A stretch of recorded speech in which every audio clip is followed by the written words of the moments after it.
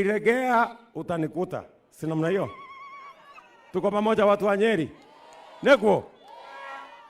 Wacha niseme mambo ya ine ya muhimu. Mimi na huyu Mutahi Kagwe tumekubaliana ya kwamba mambo ya kilimo lazima tusimamie vile mlituagiza. Si ndio? Katika hii mkutano niko na chairman wangu wa KCC na anatoka hapa Nyeri. Na huyu chairman wa KCC, wapi huyo mtu? Kamiro wako wapi? Maina wako wapi? Alikuwa hapa na mimi saizi. Si ndio? Huyo jamaa nimemwambia tulikubaliana na wakulima wa Kenya ya kwamba lazima tuwe na guaranteed return ya mambo ya maziwa. Na tumesema mkulima alipwe shilingi 50 bila ya kupunguzwa. Ndio mkulima aweke pesa kwa mfuko, wale wengine transporters na nani walipwe ile iko juu kama ni shilingi 2 ama shilingi 3. Lakini mkulima apate pesa yake shilingi 50 kwa lita moja. Bado ninajua ya kwamba bado tuko na matatizo na bei ama gharama ya chakula ya mifugo yetu. Na huyu waziri muliona juzi amesema ya kwamba ile yellow maize ambayo tunatumia kuzalisha chakula ya ng'ombe, sasa tumeondoa ushuru yote na tumesema iagizwe kwa wingi ili turudishe gharama ya kulisha ng'ombe zetu chini, ndio mkulima aweze kupata mapato zaidi. Na mimi nataka nikwambie Bwana Kagwe, you have my support 100% as we manage this sector to make sure that it benefits farmers. Tumekubaliana jameni? Muliniambia vile vile nifukuze wakora ambao walikuwa wamekita mizizi pale kwa kilimo yetu ya kahawa. Ni kweli ama si kweli? Wale watu ambao walikuwa wameteka nyara biashara yetu ya mambo ya kahawa. Ati mtu mmoja ako na leseni, yeye ni mkulima, yeye ni mila, yeye ni broker, na yeye ndio mnunuzi pale kwa Nairobi Coffee Exchange. Mtu mmoja ndiye anaumiza wananchi wengine. Wewe unapeleka kahawa yako, yeye ndio mila, anakuambia hii kahawa yako grade yake iko chini. Saa ile umeondoka, anaongeza grade ile kahawa yako, yeye ndiye anaenda kuuza kama ni yake. Ndio tukasema for the first time we want to reorganize the business of coffee in Kenya. Na ndio sababu hiyo tumenyorosha hiyo sehemu. Ile kahawa mlikuwa mnalipwa shilingi 50, shilingi 60. Mwaka huu wakulima wamelipwa shilingi 110, 120, 130 mpaka 140.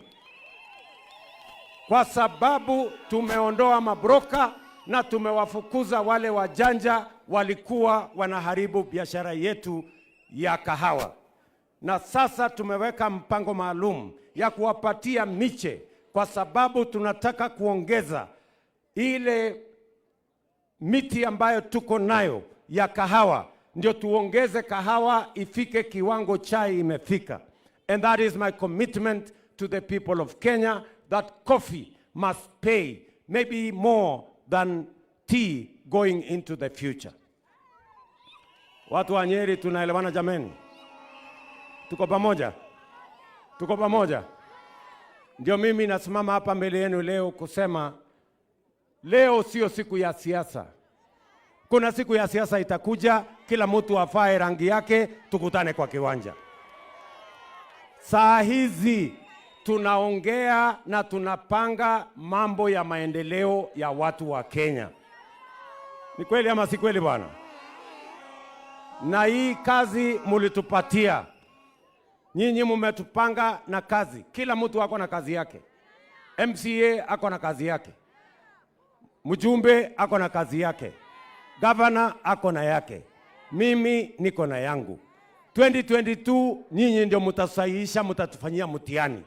Yule mtu ameanguka mtihani atembee nyumbani. Yule mtu atapita mtihani aendelee na kazi. Ama mnasema nyinyi watu wa Nyeri? Si nyinyi ndio mtatusahihisha? Si nyinyi ndio wenye kazi? Ama mnasemaje? Si mimi mliniambia nipange mambo ya elimu? Si nimeajiri walimu 76,000. Si muliniambia nipange mambo ya kilimo? Bei ya mbolea si imeteremuka kutoka 7,000 mpaka 2,500. Si kahawa ndio hiyo inalipa zaidi? Si chai ndio hiyo inalipa zaidi? Si maziwa tuko na minimum return? Si muliniambia nipange ajira hawa vijana? Si manyumba ndio hii inaendelea? Si vijana wanafanya kazi? Si muliniambia nipange masoko? Si masoko mimi najenga Kenya hii? Si muliniambia nipange barabara? Si barabara mimi najenga pande hii? Si mtihani mimi nangojea 2027? Nego kana tiguo. Si namna hiyo bwana.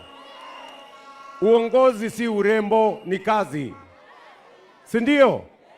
Si mnataka mtu ya kuwafanyia kazi? Si tukijenga barabara kila mtu anatumia? Si tukipanga soko kila mtu anatumia? Si tukipanga elimu vizuri watoto wote wanafaidika? Basi hiyo ndio kazi mlinipatia, na mimi nitafanya bidii. Ati mimi ni Zubai ati alafu nianguke mtihani? Mimi siwezi hiyo. Sijui kama tunaelewana bwana. Tuko pamoja? Watu wa Nyeri tumeelewana? Mnasema tuungane, mnasema tushirikiane, tupeleke Kenya mbele. Hebu niole wale wanasema tuungane, tupeleke taifa letu la Kenya mbele. Basi mimi sitaki kusema kuzidi hapo. Nyinyi mnajua bado niko na kazi ingine kule Othaya, bado niko na kazi ingine kule Kiambu. Lakini watu wa Nyeri, mimi nataka niseme nimefurahi sana mmetukaribisha, na tushirikiane, tufanye kazi kwa pamoja, ndio Kenya iweze kupita hatua ya kwenda mbele.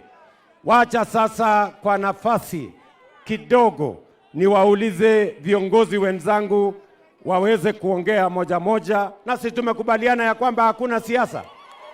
Tuongee maendeleo ama namna gani? Siku ya siasa itakuja na kila mtu atapanga siasa yake, ama namna gani? Na nyinyi ndio mtasahihisha maneno, ama ni aje watu wa Nyeri?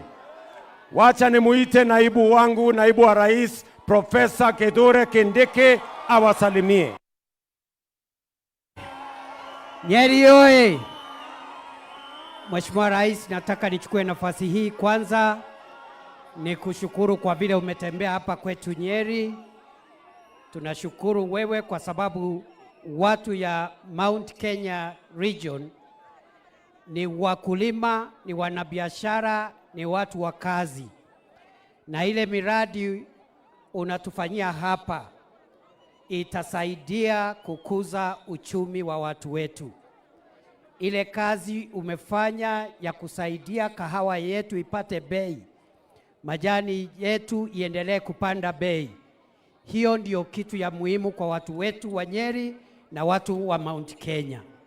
Sisi maneno ya siasa tunajua ikifika tutapiga siasa wakati huo, lakini kwa sasa tuhudumie wananchi, tuheshimu wananchi, tuheshimu viongozi wote ili tukue na nafasi nzuri ya kushughulikia yale maneno ambayo ni ya muhimu kwa wananchi wetu wa Nyeri na wananchi wa Mount Kenya na wananchi wa Kenya kwa jumla. Kwa hivyo kwa sababu rais ameshaongea, mimi sitaki kufanya speech, nataka tu niseme ile mambo yote rais amesema ifanywe. Mimi nitatafuta mawaziri na PSS wale wanaohusika, tukuje hapa kufuatilia kuhakikisha kwamba maagizo ya rais imetendeka ili watu wetu wapate nafasi. Kwa hayo mengi, naomba sasa nimwalike Gavana wa Nyeri Mutahi